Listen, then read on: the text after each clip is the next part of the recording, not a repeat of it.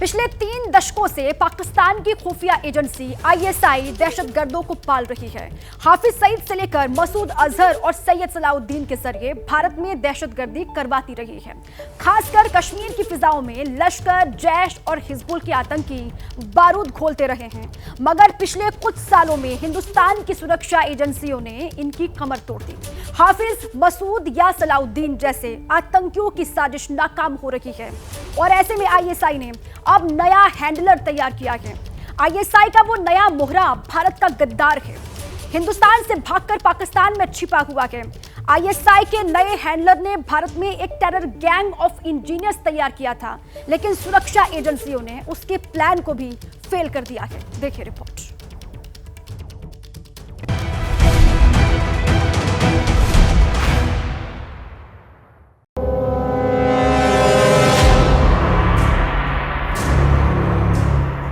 रात का दूसरा पहर गुजर रहा था।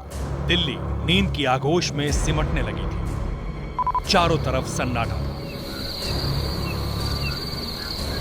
लेकिन दिल्ली पुलिस की स्पेशल सेल के हेडक्वार्टर में हलचल थी। एक बड़े ऑपरेशन की तैयारी चल रही थी। जब रात ढलने लगी तब स्पेशल सेल के डीसीपी प्रमोद कुशवाहा की अगुवाई में एक टीम ऑपरेशन के लिए निकली। दिल्ली पुलिस का यह ऑपरेशन बेहद सीक्रेट था। इसकी जानकारी सिर्फ डिपार्टमेंट के बड़े अधिकारियों और ऑपरेशन में शामिल टीम को ही थी। पुलिस के पास पक्का इनपुट था, लिहाजा आधी रात को ही ऑपरेशन की फुल प्रूफ तैयारी हुई थी। पुलिस किसी भी कीमत पर टारगेट को ट्रेस करना चाहती थी, क्योंकि सवाल सुरक्षा का था, सवाल देश का था। असल में ऑपरेशन एक आतंकी की गिरफ्तारी के बाद प्लान किया गया था। गिरफ्तार आतंकी का नाम है रिजवान अशरफ, जिसे लखनऊ से गिरफ्तार किया गया था। पूछताछ के दौरान आतंकी रिजवान अशरफ ने सनसनीखेज खुलासा किया था। उसने बताया कि कैसे देश को दहलाने की खौफनाक साजिश रची गई। पुलिस ने जांच आगे बढ़ाई तो उस आतंकी का नाम और ठिकाने का पता चला जो 26/11 जैसे आतंकी वारदातों को अंजाम देने वाला था। ये वजह है कि आधी रात को ही पुलिस की टीम स्पेशल ऑपरेशन के लिए निकली थी। हेडक्वार्टर से निकलकर पुलिस की गाड़ी जैतपुर की ओर मुड़ी। गाड़ी जैतपुर के ब्लॉक नंबर 2 में एक बहुमंजिला इमारत के नीचे जाकर रुकी। नंबरदार अपार्टमेंट E90 जैतपुर पार्ट 2 नई दिल्ली। 1 और 2 अक्टूबर की दरमियानी रात पुलिस की टीम इसी नंबरदार अपार्टमेंट में दाखिल हुई। थोड़ी देर तक घर के अंदर रही और पूछताछ की। जांच पड़ताल हुई, फिर पौ फटते ही एक आतंकी को लेकर बाहर निकले। उस आतंकी का नाम है मोहम्मद शहनवाज आलम। वही शहनवाज आलम जो फरार आतंकी था, जिसे एनआईए शिद्दत से तलाश रही थी, जिस पर इनाम घोषित था, आतंकी वारदातों का मास्टरमाइंड था। यही वजह है कि पुलिस बिना वक्त गंवाए शहनवाज आलम के ठिकाने पर पहुंची थी। इस वक्त एबीपी न्यूज की मौजूदगी जैतपुर इलाके में उसी घर के बाहर है, जहां पर रविवार और सोमवार की दरमियानी रात को दिल्ली पुलिस की स्पेशल टीम की एक जो है वो आई थी। और इसी मकान में जो है वो इसी बिल्डिंग में, इसी इमारत में जो आतंकी शहनवाज, संदिग्ध आतंकी शहनवाज है, इस बिल्डिंग की 4थी मंजिल पर जो है वो रहा करता था। और वहां पर एक टीम जो है वो पहुंची और वहां से जो है वो संदिग्ध आतंकी शहनवाज को जो है वो गिरफ्तार किया गया है। इसी मकान में रहकर शहनवाज आतंक की खौफनाक साजिश रच रहा था। शहनवाज जिस फ्लैट में रह रहा था, वहां से पुलिस को विस्फोटक बनाने वाला सामान बरामद हुआ। Elementary plastic tubes, iron pipes, अलग अलग तरह के केमिकल्स, बहुत सारी और जो टाइमिंग डिवाइसेस एट्सेट्रा जो कि एक्सप्लोसिव बनाने में यूज़ हो सकती थी, वो मोहम्मद शहनवाज के ठिकाने से हमारी टीम ने रिकवर करी है। इसके अलावा पिस्टल और उसमें कार्ट्रिजेस और उसके साथ और भी जो बॉम्ब बनाने के अलग अलग लिटरेचर थे, जो कि इन्हें ख़ास तौर पे इनके जो क्रॉस दी बॉर्डर पाकिस्तान के हैंडलर्स थे, उन्होंने भेजे। तबाही के सामानों के साथ गिरफ्तार हुए शहनवाज आलम का आका कौन है? इसके आईएस कनेक्शन की सच्चाई क्या है? शहनवाज का पाकिस्तानी आतंकी से रिश्ता क्या है? ये सब कुछ विस्तार से बताएंगे। आपको ये भी विस्तार से बताएंगे कि शहनवाज आलम को मोहरा बनाकर आईएसआई कैसे नए तरीके से साजिश रच रहा था। उससे पहले शहनवाज की कुंडली जान लीजिए। शहनवाज आलम झारखंड के हजारीबाग का रहने वाला है। उसने नागपुर से माइनिंग में बीटेक किया हुआ है। यही वजह है कि उसे माइनिंग कंपनी में नौकरी भी मिली। शुरुआती दिनों में वो दिल्ली के अबू फजल एनक्लेव में रहता था। यहीं पर उसने कट्टरवाद का मजहबी पाठ पढ़ा। फर्स्ट क्लास बीटेक करने वाला शहनवाज धीरे धीरे कट्टरवाद के जाल में फंसने लगा।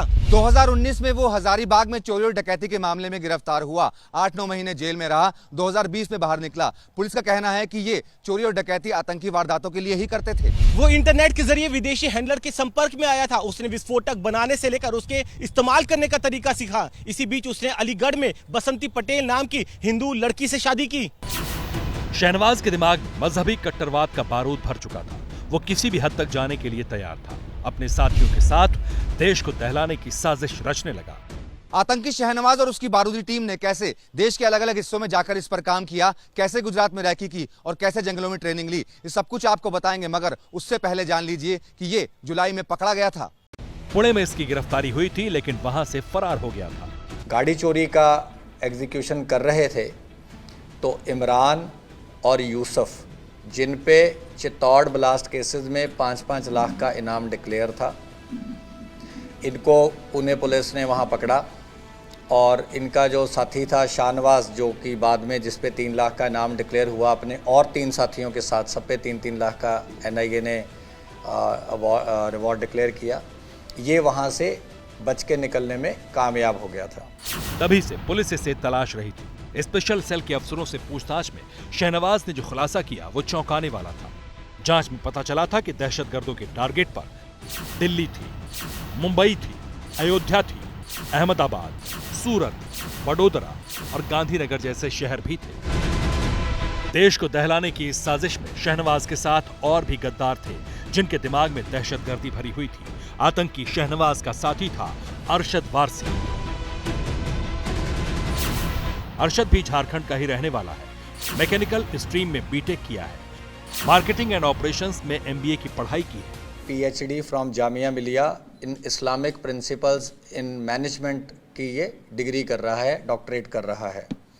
और ये होम ट्यूशंस भी साइंस और मैथ्स की लेता है। बताया जा रहा है कि दिल्ली में ही एक मजहबी कार्यक्रम के दौरान अरशद और शहनवाज की मुलाकात हुई थी। शहनवाज के बाद अरशद की गिरफ्तारी हुई थी। शहनवाज का तीसरा साथी है मोहम्मद रिजवान अशरफ। वही रिजवान अशरफ जो कि एक कट्टर मौलवी है, जिसकी गिरफ्तारी के बाद ही शहनवाज पुलिस के रडार पर आया था। रिजवान अशरफ यूं तो जेद्दा में पैदा हुआ था, लेकिन रहने वाला आजमगढ़ उत्तर प्रदेश का है। रिजवान अशरफ के पास भी बीटेक की डिग्री है। पाकिस्तान में बैठे हैंडलर से लगातार संपर्क में था। आजमगढ़ यूपी का ओरिजिनल नेटिव है और उसके बाद इसने अलीमियत इन अरेबिक 2009 में पूरी करी और इसने भी जो बीटेक है गाजियाबाद से कंप्लीट करी। भारत में ISI के जो आतंकी पकड़े गए हैं उनमें एक नाम है शहनवाज आलम का।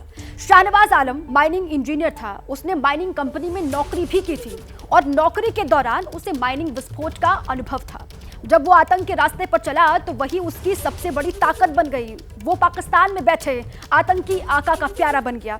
उसे ही सारी जिम्मेदारी दी गई थी। हालांकि रिजवान अशरफ और अरशद वारसी दोनों उसके साथ थे। शहनवाज आलम, रिजवान अशरफ, अरशद वारसी, इन्हें टारगेट मिल चुका था। ये अपने काम पर लग चुके थे। इनके टारगेट पर क्या क्या था वो जान लीजिए। इनके टारगेट पर देश के बड़े बड़े नेता थे। अयोध्या के राम मंदिर सरीखे बड़े मंदिर इनके निशाने पर थे। मुंबई में कोलाबा स्थित छाबड़ा हाउस इनके टारगेट पर था। भीड़ भाड़ वाले इलाके में ये विस्फोट करना चाहते थे। इन आतंकियों के टारगेट पर त्योहार था।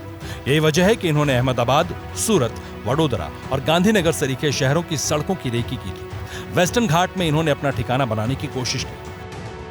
शहनवाज अपने आतंकी साथी के साथ जंगल गया। वहां पर कई दिनों तक रहा। वहां ट्रेनिंग कैंप बनाया। ट्रेनिंग कैंप में IED ब्लास्ट किया और IED ब्लास्ट करने की ट्रेनिंग आतंकी शहनवाज आलम दे रहा था। सूत्रों के मुताबिक शहनवाज को ही बाकी आतंकियों को ट्रेन करने की जिम्मेदारी दी गई थी। इसकी वजह यह थी कि वो माइनिंग इंजीनियर था।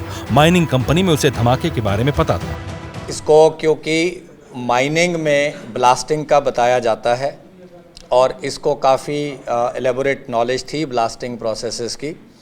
और इसको जो भी वहाँ से PDF आते थे बॉम्ब बनाने के, इन्होंने बहुत सारी चीज़ें ट्राई करी और ट्राई करने के बाद ये बाकायदा रिपोर्ट करते थे। फिर आगे से इनको फिर बताया जाता था कि इसकी पोटेंसी बढ़ाने के लिए और इनको क्या करना चाहिए। यही वजह है कि पाकिस्तान में बैठे फरहतुल्लाह गोरी ने शहनवाज को मास्टरमाइंड बनाया था।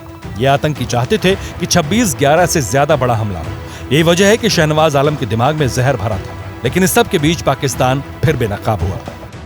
ISIS मॉड्यूल के सहारे पाकिस्तानी खुफिया एजेंसी ISI हिंदुस्तान में आतंकी हमलों के समीकरण सेट कर रही है। वहीं दिल्ली पुलिस ने साजिश नाकाम कर दी है। दूसरी तरफ शहनवाज की बीवी भी कट्टरवाद की घुट्टी पीकर फरार है, जिसे दिल्ली पुलिस तलाश कर रही है।